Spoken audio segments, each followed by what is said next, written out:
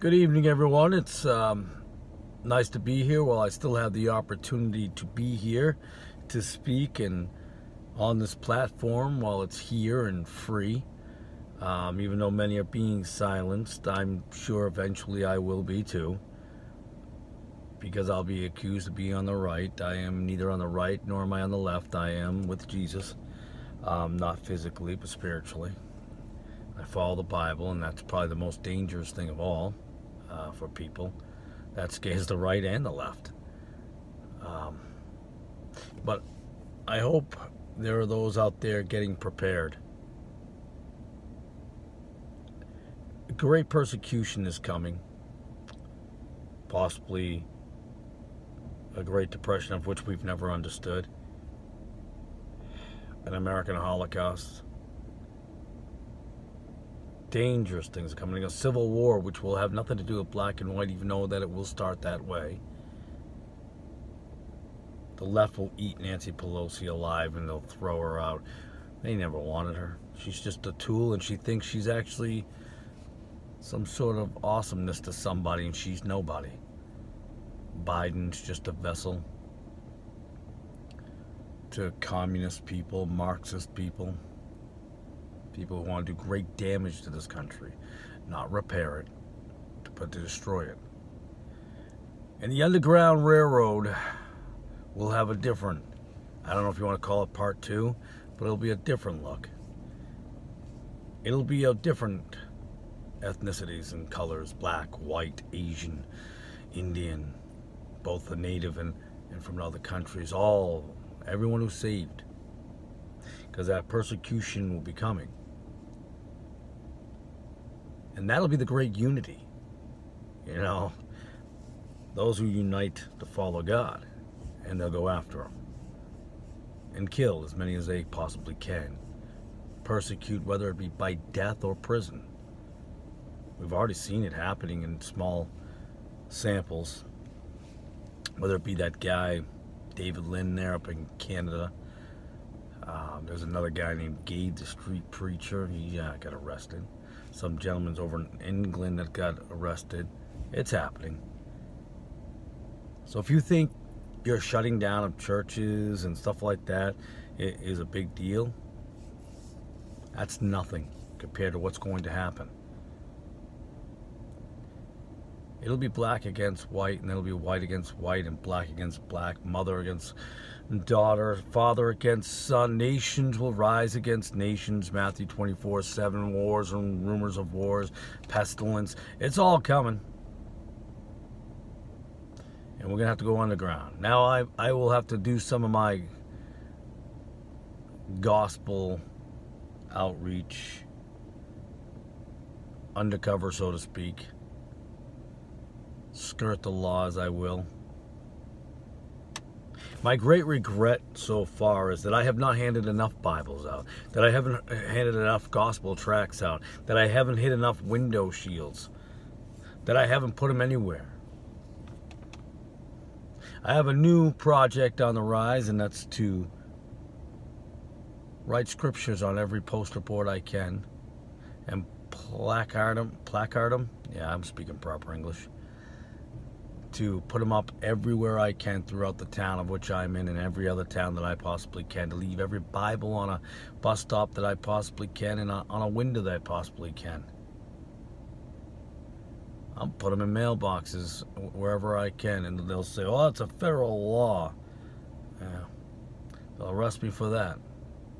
They won't arrest me for mail-in ballots, stealing those or anything like that. They won't arrest you probably for that. But the Bible, absolutely. So there's a great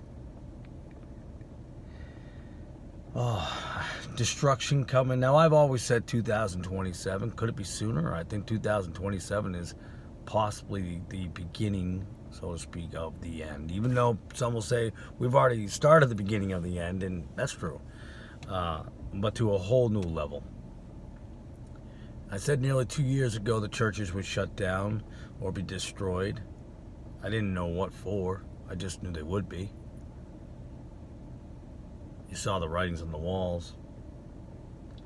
Whether it be coronavirus 19, whether it be Corona 20, whatever it may be.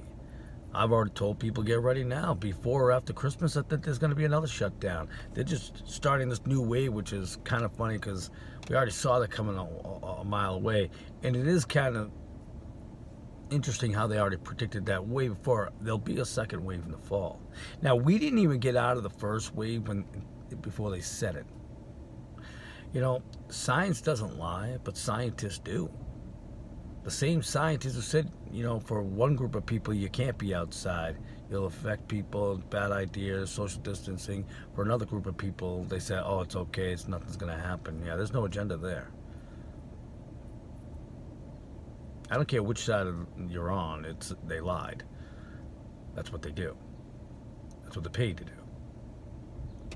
So get ready for a lot of things. There's gonna be a lot of craziness, and this is just the tip of the iceberg. And I think there might even be a calm, which always, you know, the old saying, calm before the storm. There might be a slight little lull, and then it gets crazy. This world, especially here in America, because most of the world hates us, or this country, it's gonna be something. You're gonna see those people in the church buildings that say they're Christians. Never were. They're just atheists with a steeple over their head. Yeah, atheists are gonna get mad at me, and that's fine. I don't really have a problem with that. But see, here's the deal.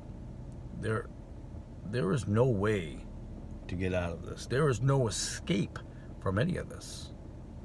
Now, I've said before, I believe in pre-trib, but not in the classic sense. Like, it's a bailout. We're out of here. It's a bailout. We're gone. We're not gonna. No, we're gonna see hard, lean times. We will see very hard and very lean times. And the people you think are your friends, I know I sound like the paranoid guy, will not be your friends. Those who say, I agree with you, stand up. They won't stand up. They will kneel. And not just for this movement. They'll be kneeling for a whole other reason. They'll bow down. They'll take what they take. So be prepared. You know, my father said something, it was a cool sentence, I guess. It should be, maybe it's a t-shirt. He said, now I'm trying to think of it again. I always forget it the way he said it. When I talked about him leaving, it says, Stephen, I'm in no hurry, but I'm ready. Which to me, that means be prepared to be here for a while, but be ready if you're not. And we could be gone tomorrow. I don't think we will be, but we could be gone next year. We can have 20 years of all of this, and maybe we don't.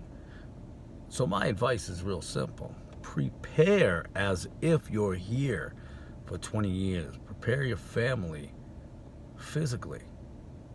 But prepare yourself spiritually as if tomorrow is the last day.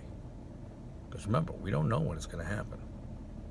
We can take guesses like I am in 2027. I'm not guessing that we're leaving. I'm guessing that that's the beginning of the end, so to speak. When after that, I don't know.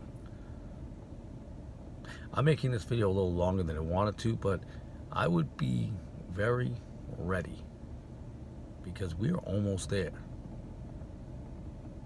The Underground Christian Railroad, or even smuggling Christians, it's going to hit here. It's already happened in other countries. People are getting their heads chopped off, and we don't hear about it. It's not a big deal. But it's coming. Buy as many, and I plan on doing this myself, buy as many King James Bibles as you can. The Dollar Tree sells them for $1. And I'm not a rich man, but I will get more. I've already I put some on some bus stops. I'm going to put them everywhere I possibly can.